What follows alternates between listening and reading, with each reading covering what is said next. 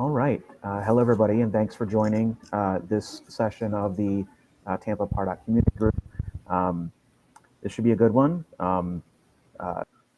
Mark has been here a few times now, and this is something that he knows a thing or two about, having passed what is now, 23 certs this year? 25. 25 certs this year. So, yeah, that's a lot. He's, over that course of time, he's accumulated some lessons learned, some things that he's some tactics, some ways to help you and others kind of better prepare for your upcoming certification exam.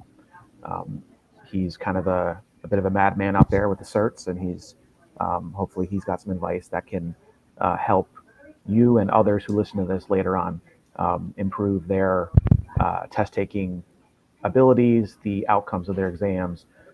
Just as a reminder, there's no exam answers being given in this. This is all about exam preparation and exam test taking skills and things of that nature. It's not about specific answers to any specific exam. So just as a reminder to those people who are here now and who will be listening to this in the future. My name is Ben LaMothe. I'm a senior solutions architect with BDO Digital, based in the greater Tampa Bay region. And I am very happy to have Mark back. Question here is, will we be able to send out the recording? Yes, Christy, this is recorded and it will be emailed out and also posted to YouTube and on the Pardot Geeks blog and posted to LinkedIn and so on. So with that, I will hand it over to Mark. Well, thanks for the intro, Ben. And of course, thanks for having me again. It's always a pleasure to be here. And yeah, we're going to talk about how to get better at taking tests. And as we mentioned, we're not going to talk about any specific exam. So this isn't specifically about Salesforce exams. There's maybe one thing in here that's specific to the way that Salesforce certification exams works, but everything else is pretty agnostic. So you can use this for any certification you're ever going to think of. Pretty much anything you're going to have to do in your life that involves a multiple choice test, you're going to see a lot of things you're going to be able to use here. And of course, I'm not going to talk about it again, we're not talking about exam dumps or anything like that because you're not allowed to. It's bad. And honestly, they have the wrong answer most of the time. So they're not actually worth looking at unless you're already in a position where you don't need them. So that's my quick hot take on exam dumps. But before we get to that, of course, we have to let everyone know who I am with this very funny and embarrassing slide. I'm actually running out of room on it. I really don't want to rearrange this again. But yeah, that's what 29 certifications look like. But this is more what I feel like about it. And yes, Ben, I'm going to find a new version of this joke every time we do one of these. So keep having me back. You're going to make me go to the second page of Google eventually.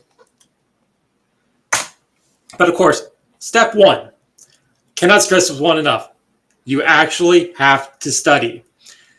Now, you can learn how some of the things we're going to talk about, like how the structure of tests works, how to evaluate answers, how to get a better percentage chance of getting a good guess.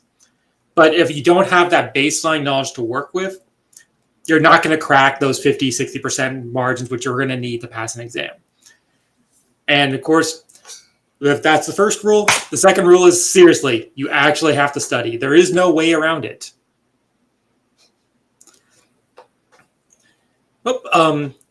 I just got a chime in from Aaron. Can anyone see my joke slide about studying?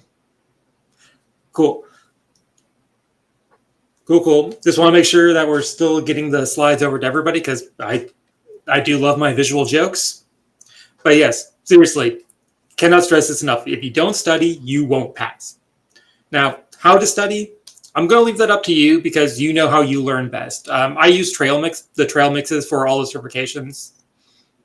It's just because it's just logically organized towards topics that are going to be on the exam very specifically, and it can give you some sense of things that are maybe not on that trail mix, some things to look into as well, just related to it, and just give you that background knowledge. But whatever works best for you, just keep doing it. Find out what actually does work. Now, before we get too far into this, I do want to talk about what being certified actually means, because we tend to make a big deal out of it because it's in our best interest professionally to do so, because it makes it sound big. It makes certification sound important, but let's be real here. Here's your first pop quiz of the day. What does it actually mean to be certified? Are you an unchallenged expert in a topic? Or did you get around 70% on a multiple choice test one time? And this is not a hard question because that's really what it comes down to, is just you hit a relatively low bar on an exam. Now, test taking's hard.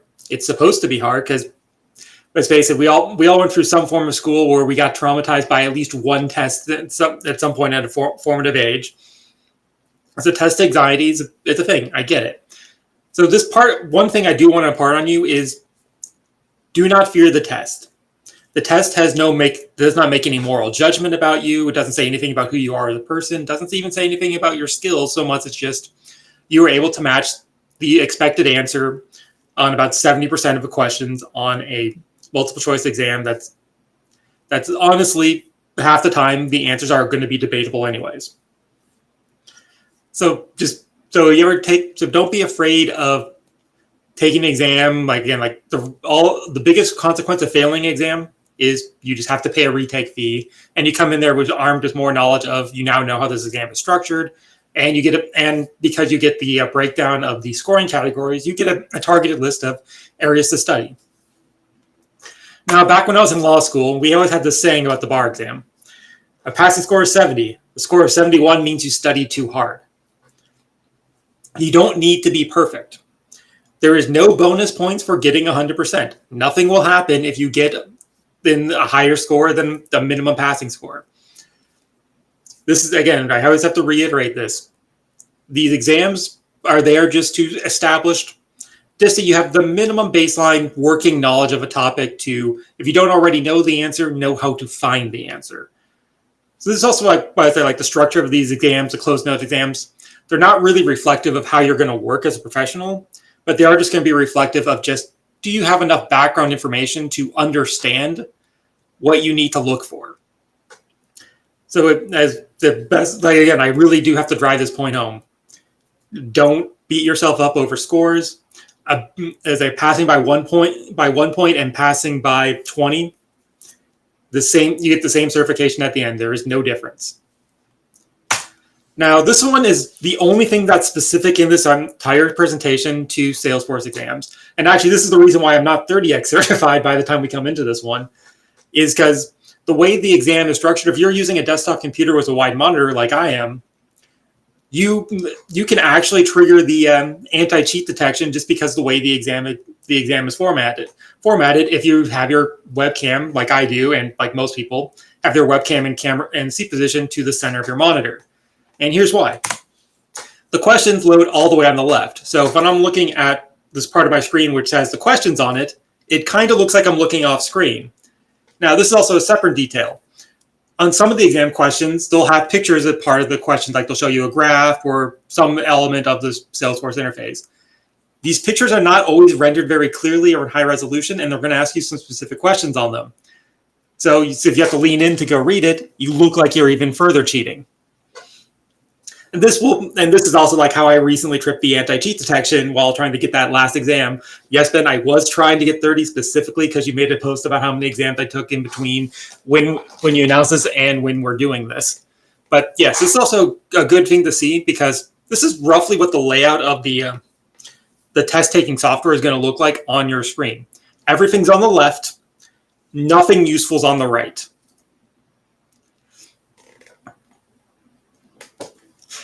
Yeah, so this is very important. So this is the way the screen's set up. If you're on a laptop, not a big deal because you can just see it. But if you have like a widescreen gaming monitor like I do, again, that's looking to your baseline position is going to be looking off to the left like you're kind of cheating. So thinking about how your test-taking environment is going to work will prevent you from getting those exam interruptions. And if you look off screen too much, where they say off screen too much, it can trigger a lockout on your exams, and then you got to wait 2 weeks before they can tell you whether or not you can actually do exams again. But since that just happened to me, I wanted to share it because it is specific and no one is ever going to tell you about this. But keeping this in mind, just how the screen's going to be laid out, will help you. Will help you do this. And yes, they've always been practicing. It's just they've been proctoring through the webcam and the software lockout systems. So but the proctoring is, of course, but they're also using a lot of machine learning, which is tracking like eye detection, which again, like since their questions all load to the left, because let's be honest, the web assessor software they use, kind of garbage. It's borderline malware, but that's what they make us do for this. So we just all have to learn to live with it. All right, so now we're going to get to some more specific things about just how to take questions, how to evaluate questions. Now, this is something I always find people running into, is they're just going to constantly overthink and second guess themselves and just think way too much about a question. And this has kind of been like a guiding principle of my life. Like, underthinking may get you the wrong answer, but if you overthink, you're going to talk yourself out of the right answer. Once you've committed to an answer, like once you're like 85, 90% positive, very rarely are you going to get any difference by spending more time on that question. Like, once is make sure once you've read the question correctly, you're sure you've understood the question, you understand the nuances of the answers. Once you're like at that point, it's better just to commit and move on. Because again, it's what at the end of the day, one question, very rarely is one question going to make or break your score. Although I will be honest, I have missed a couple exams by 1 point. It hurts. It's not a good feeling, but it also lets you know you're close. And just this underthink, like when you get in this trap of overthinking, more often there's been a lot of studies on this where they actually check test takers. Once you go back and change your answer, you usually change it from a correct answer to a wrong answer. So just keep in mind that this is how you study and how you evaluate. If you find yourself overthinking, just commit, move on. Like I know there's that submit for like select for review. I personally don't do that. The only time I've ever actually used that feature is when I noticed and this is true on an exam, I got the same question 3 times. So once I noticed it the second time, I started reviewing it and going back and make sure I had at least a consistent answer across all 3. But that is, again, something just to be aware of just how the psychology of this is going to work. It's more dangerous to overthink than it is to underthink. Because underthink, you're at least making a decision and you're not bogged down. You overthink on it, you're going to think about it when you're 3 or 4 or 5 questions later, and it's going to mess up the rest of your test and rest of your flow. So it's better to commit and move on. Now, this is also an important thing to understand is just how questions are structured. Now, since I made a joke about law school, this is like a lot of law school is also just learning how to take the bar exam, which has a full day of one of the hardest multiple choice exams you'll ever see in your life. Now, there's a running joke in law school beyond just a score of 71 means you passed. Is if you teach someone how a bar question and a multiple choice question is structured, you can probably get pretty close to a passing score just with someone who doesn't know anything about the topic and just like a little bit of common sense on a lot of bar exam questions of just understanding how questions are structured and how to evaluate a question. So even without that baseline knowledge, you can get there. So this is a lot of what we're going to be talking about for the rest of this section is going to be relying on this. So the first part of a question is what I like to call the fact patterns. Again, I'm just going to use the law school terms because they probably spent the most time studying multiple choice exams specifically for the purposes of defeating them. So fact pattern, which just means the information you're going to use to answer the call of the question, which is the part of the question that is actually the question. And then when you get to your choices, even though they're going to look a little bit different, you're going to find pretty much the same kind of breakdown here of either yes or no's, which means yes, a thing is possible, or no, it's not, and then why's. Occasionally, you might see that these yes or no's might not be as clear as yes because, but it might just be system supports this feature, system supports another feature that also does it, kind of thing. So this thing, and also knows like structure here where I have like why shows up twice, where no on a no and a yes answer. Now, there's also part that's tricky because one thing we're going to talk about is how to group these answers to infer what possibly could be the best answer when you don't know what the answer is.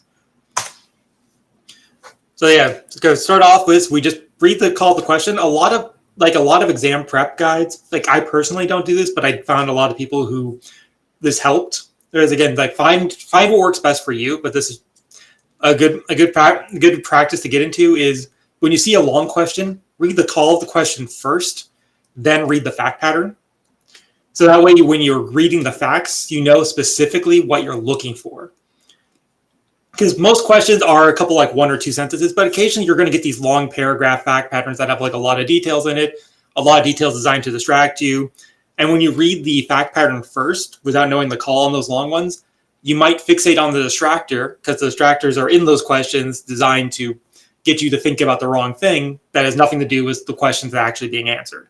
So just by reading the call of the question first, you immediately ground yourself to know what specifically is the important part. And that's what you're going to do when you go back down to the answers. Again, we're going to group them wherever possible. So those that yes, no we were talking about there. And then we're going to use them to those ways to eliminate. So like, for example, if there's 2 yes answers and 2 no answers, the first question is, can we even do this at all? If the answer is no, we know exactly which 2 answers we don't have to look at anymore. So let's talk a little bit more about how to group these answers.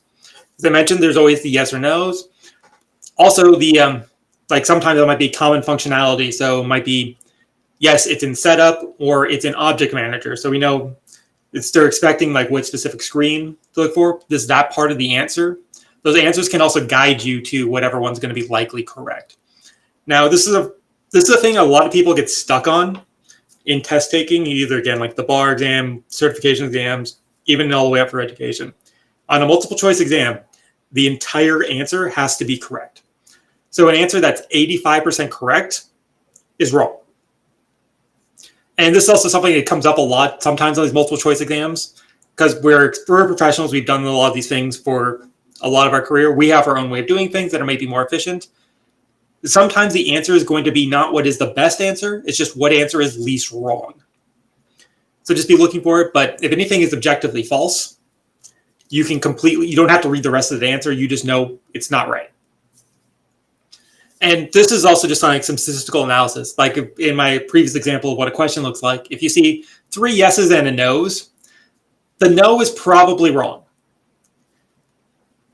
And so to start off just reading like whatever the explanation is of the no, if the no answer is right, cool, you've blown it. But it's just by the breakdown of, we can assume, just by the way the structure is, it's kind of the question is kind of telling you it's something that is possible, but they have to give you a no answer, because if the question is, okay, can we do this? You have to throw in a no.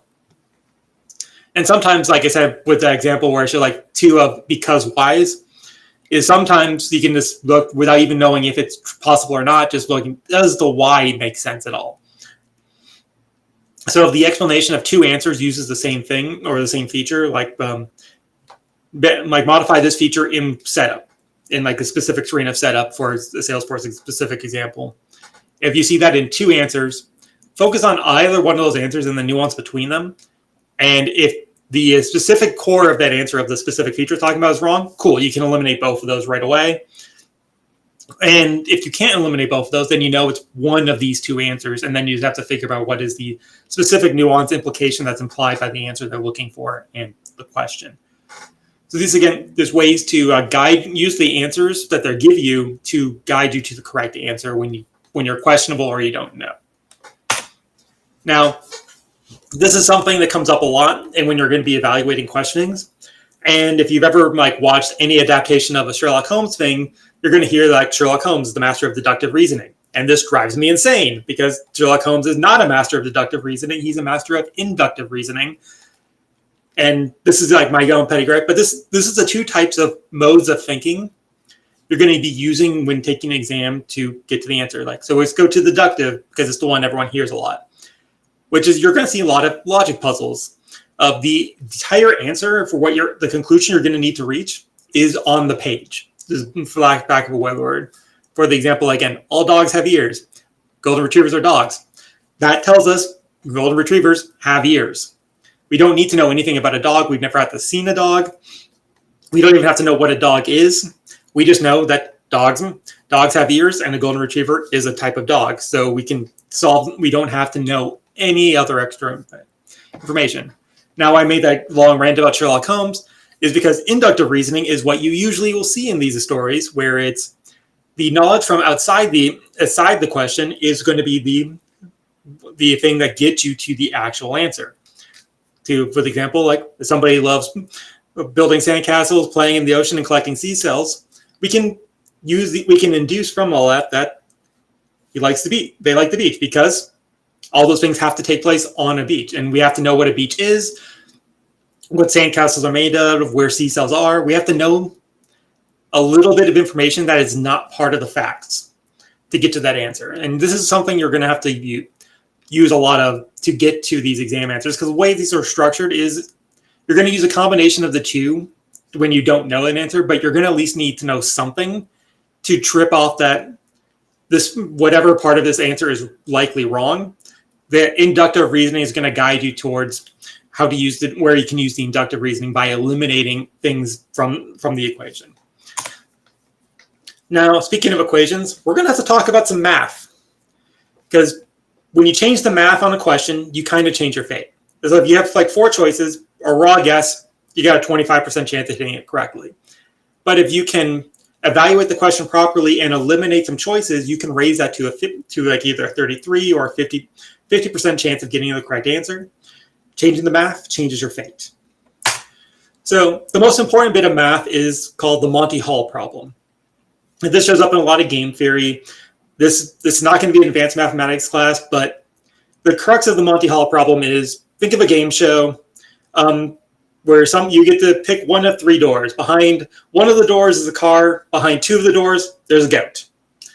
Now, after you've made your choice, you've locked in your choice, the host is going to open up one door and show you, hey, there's a goat in this one. So now you know, instead of having 3 doors to choose from, there's now 2. And then the host is going to ask you, do you change your answer? Now, like logically, or just thinking about it, it's like, well, both doors had the same chance of having the car in it than it did a goat. You would think that, and mathematically, you would be wrong. Because by the time when you made the choice for your first door, you had a 33% chance. Because once you've eliminated one door and now asked to make that second choice, the door you have chosen it at a time when you had a 33% chance, but now you have extra knowledge knowing that door number 2 has a 50% chance. So you're on Deal or No Deal or any other game show like this, when they always ask you, do you want to change your answer? Mathematically speaking, the answer is yes. This is kind of important because as I mentioned earlier, this is the baseline math of eliminating possible answers is how you improve your odds. And then once you've eliminated the impossible, whatever remains, no matter how much you disbelieve it, how much you don't like it, is probably the answer. So let's actually do an experiment, everybody here. Get all up into the chat because we're going to tell things. And Aaron, since I do recognize you from the day, and I know you know the answer for this one, you're disqualified from playing. We're just going to do a question where we're going to use some of these tools. So, what is the official name of the Snapchat mascot? Fire off some answers into the chat, everybody, because we're going to give you 4 choices here: A, Casper; B, Ghostface; C, Ghostface Chilla; or D, what are you talking about? It doesn't have a name. So, using what we just talked about, we have some things saying. I see a lot of people voting D, because there's the first obvious grouping of, was it a yes or a no? Because 3 answers say, yeah, of course it has a name, and then one that says no. Everyone who's voted D, you are wrong. This thing has a name. I promise you, it does have a name. It's the worst kept secret in tech. So we've already reduced so once we've eliminated the yeses and the nos, we now have a 25% chance of a guess being correct. We now have a 33% chance of getting there. So just by eliminating just that yes or no grouping, we've already gone to a point of we've changed the math. All right, so now the next most popular guess I've seen floating through is B. Now you notice there's two answers that have the word Ghostface in it. So it's a good instinct to go there because A, Casper, that's copyrighted by somebody else. We can't use that because that'll get you sued. So we can eliminate that one just from some inductive reasoning there. So we're stuck with the two answers, Ghostface and Ghostface Chilla. Now, drum rolls in the chat. again, because once I found out this information, I was not okay for like 4 days. The official, actual name of the Snapchat ghost is C. Ghostface Chilla. Yes, this is real. This is real. It's in documentation. It shows up all the time, and I was not okay, and very much not okay for months after I found this out. But this is an example of just how you can take information that you have no feasible way of knowing and work through the question. Since I know it's like, again, the most popular answer I saw come through was B, because we eliminated you eliminated the no, and then you eliminated one of the yeses, which gave you a 50% chance of getting the correct answer. And that's really what you're going to be doing on these certification exams, is just weighing the odds. When you don't know the answer, weigh the odds, make a guess, and move on. Because that's really what's going to come down to when these situations where when you know the answer, you just obviously just pick the answer that's correct because that's the one you know. So these things we just talked about for the last 25 minutes, these are just ways to help you either talk yourself into the correct answer or at least make you feel better about making a guess. Because if you have to make a guess, it's better to make a guess when you have a 33% chance than you do a 25% chance. And if you can get that all the way down to a 50% shot, that's great. Because if you can eliminate everything down to two answer choices on every question you don't know, and you know if roughly 50% of the questions, that gets you a 75%. That gets you pretty close to passing, just on its own. If you get 50% of the raw guesses. All right. So now that we've talked all about that, and I've made some jokes, the last thing I have to say is good luck, because as we talked about, a lot of exam time is going to be some guesses. You're just going to have to make a guess and live with the consequences. Like getting it, like I said, taking an exam, like it's not like the failure. There's no real failure consequence. Failing an exam actually gives you a lot of good data because you know what the exam is going to look like. You know what specifically to study for, and you're going to get that breakdown of how close you were. All right, cool. So now I've run out of slides. I'm just going to let the chat chime in for any specific questions or any other comments, questions, or concerns. Yeah. Hey, Mark. Question about, so kind of going back to kind of taking it back more towards the Salesforce exams. When you're because there's like associate developer, architect, consultant, blah, blah, blah. Like when you've gone through these different exams that are at different levels, is there anything like that you think of the top of mind that is like when you're taking an architect exam, this is a kind of process of elimination that's more likely than a developer versus a consultant versus whatever. Is there anything noteworthy between those different kind of exam types? That's a good question. There's some structural differences. A lot of the newer architect exams moved from a 4-answer format to a 3-answer format. So some of these, so your baseline is you're given 3 answers, which you would think would make it easier to reduce, but it actually makes it a little bit harder because you don't have the presence of a wrong answer that's designed to, an obviously wrong answer to get you to use on an exam way to evaluate your questions. Because sometimes, again, even something you know is wrong is there. Something that's wrong can show you a way to that's something that's right. That's something that I have noticed in a lot of these. Honestly, the biggest differentiator is like a lot of the architect exams, the questions are just more nuanced. On developer exams, the questions, you're more likely to get some of these, as I mentioned earlier, the questions with those pictures in them. And again, those questions, this is something that it drives me insane every time I see those pictures because you can't zoom them. And a lot of them are very blurry and something like just straight up, like the questions rely on you correctly analyzing that picture, and you just can't read it half the time. Like it's borderline. I'm not sure how it passes ADA. That's a good point. And that's also not just because like I'm a little bit annoyed because again, like trying to analyze one of these things caused me to trip the anti-cheat, but it's also just like I'm not sure how you can really defend a lot of those. But like on the architect level exams, the questions are very specific. That's the best way I can put it. Like developer and architect exams, there's tend to be very specific point, like a very sharp and pointy question, for lack of a better word. Of your answers are going to be it's going to hinge on a very specific word in the question, rather than, oh, this group of features is the thing that does it. Okay, that's good. Good feedback.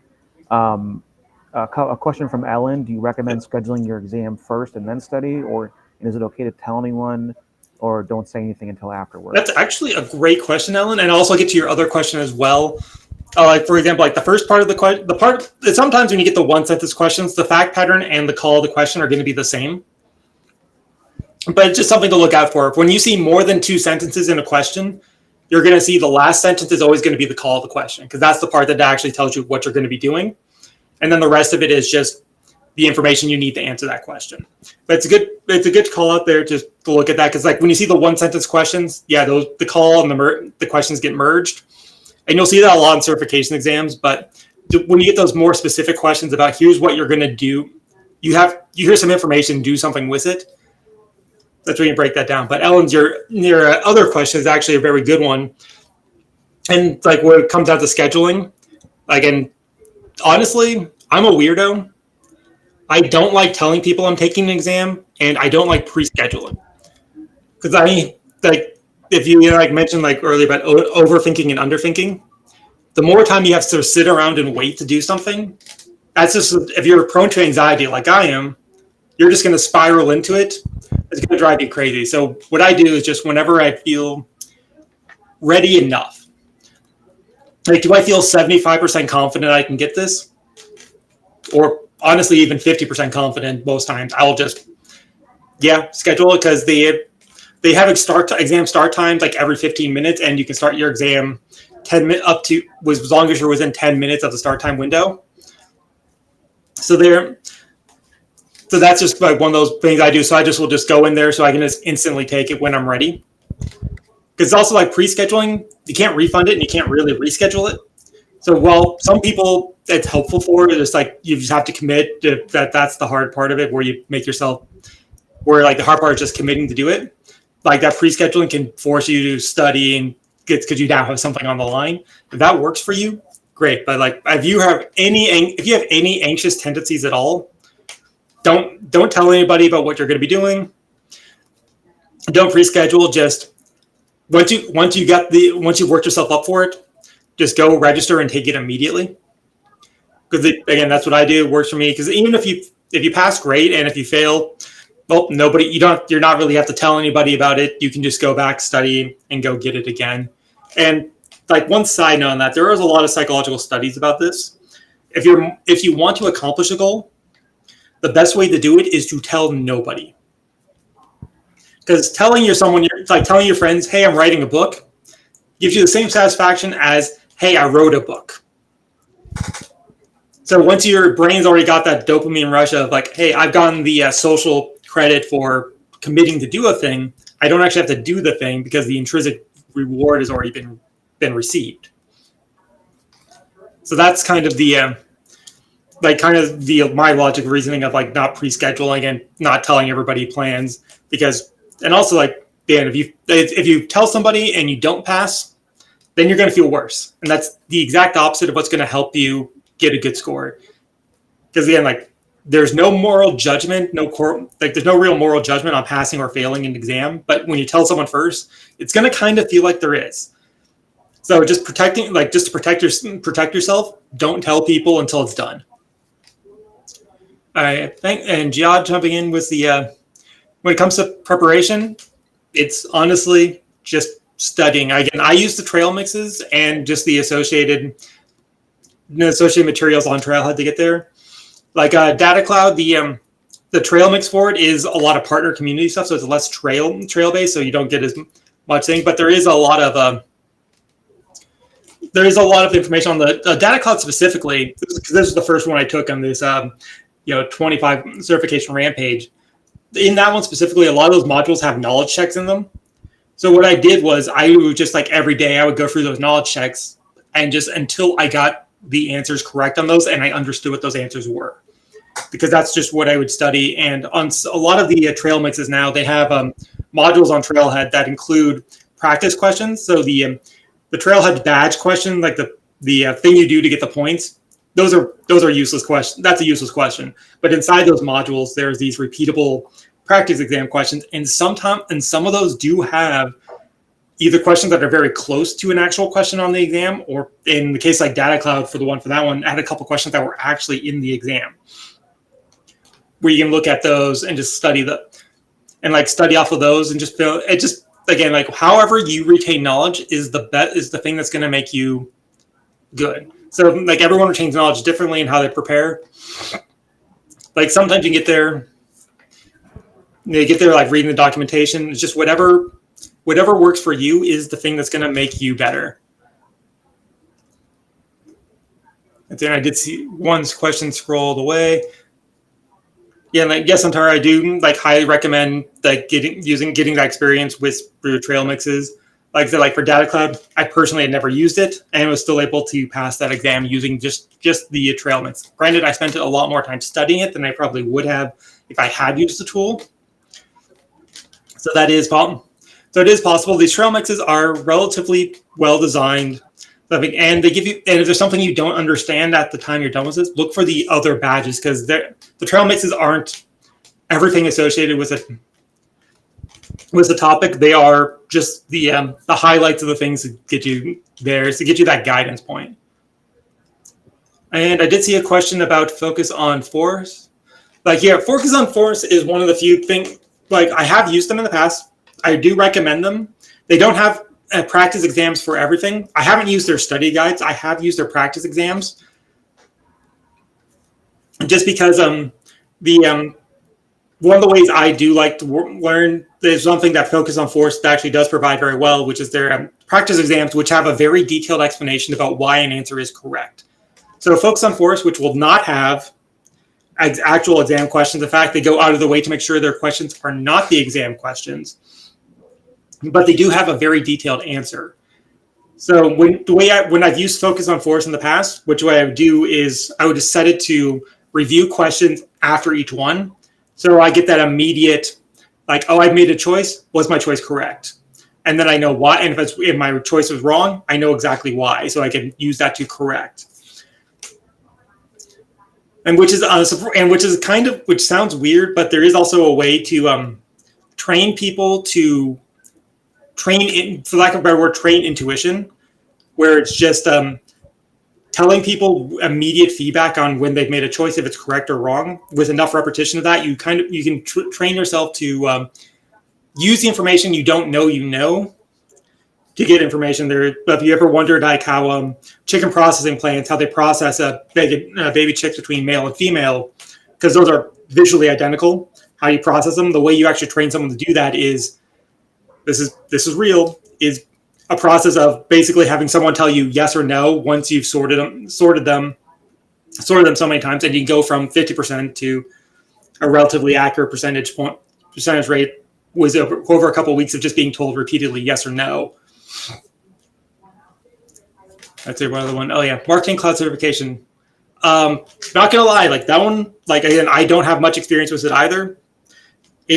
Like I did use the trail mixes to get there. The marketing cloud trail mixes, and specifically the trail mixes for the Pardot consult, a specialist, and the marketing cloud administrator trail mix. I will call this out. Those are useless. Use the ones for the one above it, which is the consultant, because the consultant level covers most of the same material, and there actually is no trail mix for those first level exams. I will say the marketing associate certification, if you are intimidated by the marketing cloud certifications, the marketing associate certification is focused primarily on marketing cloud specifically. So it's a lower entry cost, and it's a good the associate exams, with the exception of the MuleSoft associate and kind of the AI associate. Once you've been doing things for a while, they are not really useful. But for something like marketing associate is going to be kind of useful, especially if you're trying to leverage experience with one marketing tool to another one, to a comparable one. It will help you build that comfort. And the associate exams actually do have a really well defined trail mix for that can bleed into the Marketing Cloud Administrator exam, which I'll be honest, that one took me a few tries. Because again, like as much as I've used Pardot, really used Marketing Cloud maybe twice for not anything.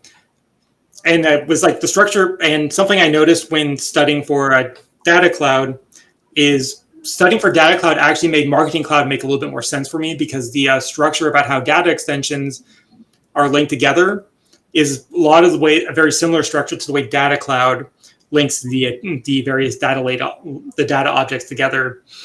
So it's a very similar data model. So once you understand the reasoning behind that data model, it might carry over a little bit.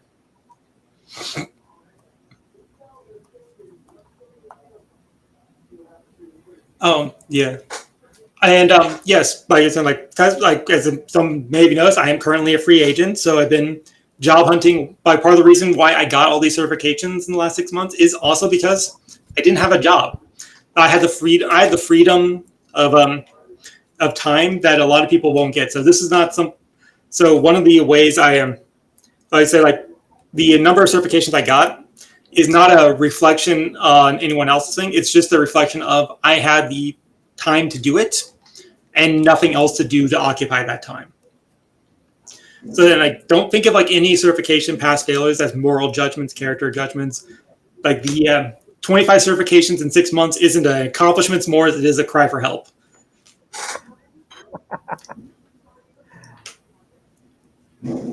But yeah, also like certifications can help you, especially also just like if you see job listings for a skill you don't have and you're applying for it, try and get the certification for it. Because even if you don't pass the certification, just studying for the certification will just get you that exposure to more things. So it may help you make better.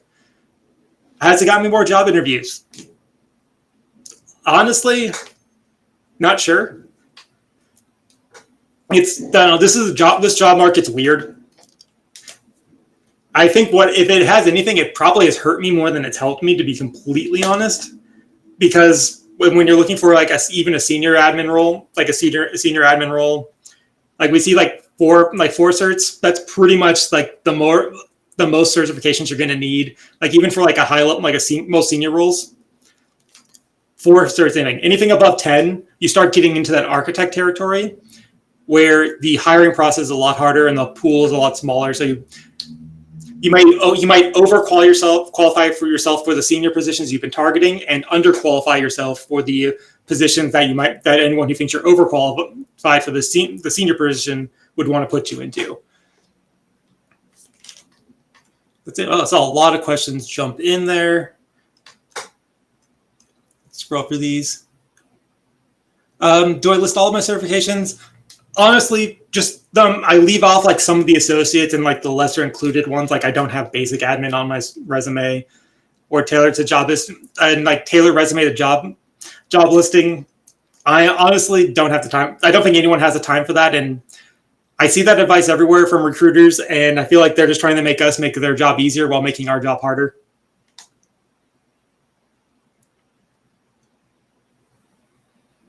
But yeah, like I said, like my PACE certifications, to go over that other question, is literally a byproduct of I was treating it like a full-time job. The way I studied, it's just I have a really good medium-term, for lack of a better word, medium-term memory. So I can read something relatively quickly and then come back to it for like a week after. I can come back to most of it relatively quickly. It's just the way I've learned through school. It's just how I can process information. And just while you're studying, think about like, what is the things you do remember, like when something you have studied, and then start thinking about how and work backwards from the things you know, like why do you know them? This is a good self-interrogation exercise to do, to help you figure out the best way to build a study plan for you. Because like I said, like since I have a really strong medium-term memory, like it makes it a lot easier for me just to cram and go. But like if you require a lot more hands-on learning approaches, like you might have to find a learning path that works for you, because everyone learns differently. And like I understand my brain's kind of weird, so I try to avoid giving specific advice on how to specifically learn something, because again, what works for me is not going to work for everyone. And also same way, like the way you learn, it's not going to work well for everybody else. And the more prescriptive you get in how to specifically study, the more likely you are to give somebody bad advice. But yeah, like if taking notes, like a lot of people, like there's a lot of evidence and testing on this, like just writing something down on paper will make you make you remember something. An interesting thing that comes up with note taking that does come up on a lot of studies that have been done about this.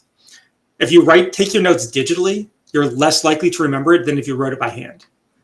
The theory is by having your notes and the notes you've taken more offloaded in something easier, your brain treats a lot of digital storage these days as for lack of a better word, external storage. So it presumes that I don't need to know this because it's over here. Or at least this is me grossly overly simplifying some complicated psychological research, but easily accessible notes tend to cause you to not remember something. So those more pointed and specific note taking, like by paper, like a less easily accessible note, tends to make it a little bit easier for you to commit something from short-term to long-term memory.